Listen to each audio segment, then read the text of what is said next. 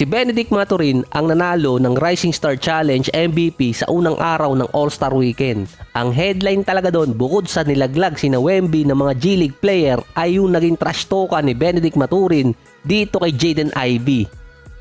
Ang sinabi niya kasi kahit All-Star hindi siya kayang bantayan ni Ivey. Ilang beses inulit yun ni Mathurin sa mukha ni Jaden Ivey na bigla na lang nag-iba yung reaksyon ng mukha niya. Mula sa nakangiti, biglang naging seryoso.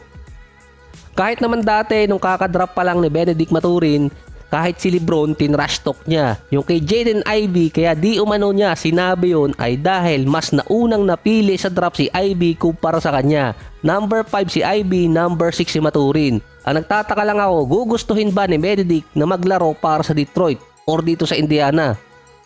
Nagbibigay pa rin naman ng magandang komento itong si Benedict kay Jaden Ivey. Pero every time na magtatapat silang dalawa base dito kay Benedict, gusto niyang maging mas magaling kumpara kay Ivey. Si Benedict kasi may average ngayong season na 14 points, almost 4 rebounds at 36% sa 3-point area. Si Jaden Ivey nasa 15 points, 3 rebounds at 3 assists per game.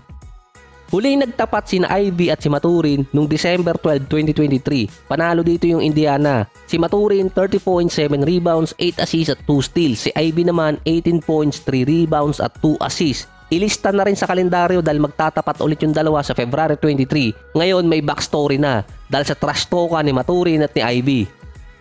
Si Devin Booker naman at yung kanyang signature shoes nirelease na rin or nilaunch, parang may pagkakaiba doon. Ang official release date kasi noon spring sa US, para mga March ata yun. Nilaunch naman yun ngayong linggo. Nasa 500 pairs ang nilabas. Ginamit na rin kasi ni Drake yung sapatos ni Booker sa isang concert. Sa media day para sa All-Star base kay Booker, sinabi sa kanya ng Nike na after i-launch yung sapatos niya, 2 to 3 minutes lang, sold out na. Kahit si Booker naman alam na nagkakaproblema ang Nike na i-release ang sapatos niya dahil nga sa review at ginawang joke ng iba mga fans online.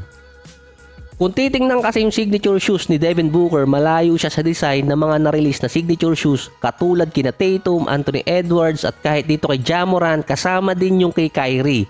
Yung kay Booker kasi kung titingnan mo parang Nike Air Force 1. Pero base kasi sa mga review, yung signature shoes ni Booker ay lifestyle friendly, pasok sa fashion standard. Mostly ang target kasi makagamit nun ay yung mga naglalaro talaga at yung gustong pumorma para mas malaking market. Ang presyo ng signature shoes ni Booker ay $140 or mahigit 7,000 pesos.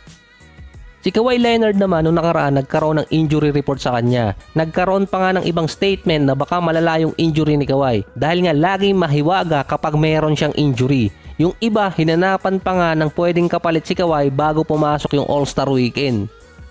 Dahil merong mga player talaga na nagtatago ng injury. Isa doon, itong si Kawhi. Yung isa pa doon, itong si Chris Middleton na meron siyang injury sa kamay na tinago niya na after nung free agency saka nagpa-opera. Si Kawhi din naging 6-time All-Star noong 2016 hanggang 2017, 2019 to 2021 at ngayon 2024. Naging All-Star MVP siya noong 2020. Pero yung 2019, kahit siya ang nasa starting unit, hindi siya naglaro ng 20 minutes. Siya lang yung player na hindi umabot doon. Kahit nung mga sumunod na All-Star game, nasa 20 minutes pababa lang siya. Based naman kay Kawhi, okay na yung injury niya na mag-a-appear pa rin naman siya sa All-Star Game at maglalaro lang ng konti kasi ang focus niya sa Clippers. Gusto niyang maabot yung moment na hindi pa nakukuha ng Clippers. So shoutout muna kay Gerardo. So hindi siya nagkakaroon ng mahabang minuto sa All-Star Game. Last year, ganun din ang ginawa ni Giannis nung meron siyang injury sa braso. 20 seconds lang siya nagtagal sa loob ng court. Nagpakita lang talaga. So mostly ganun ang posible mangyari kay Kawhi.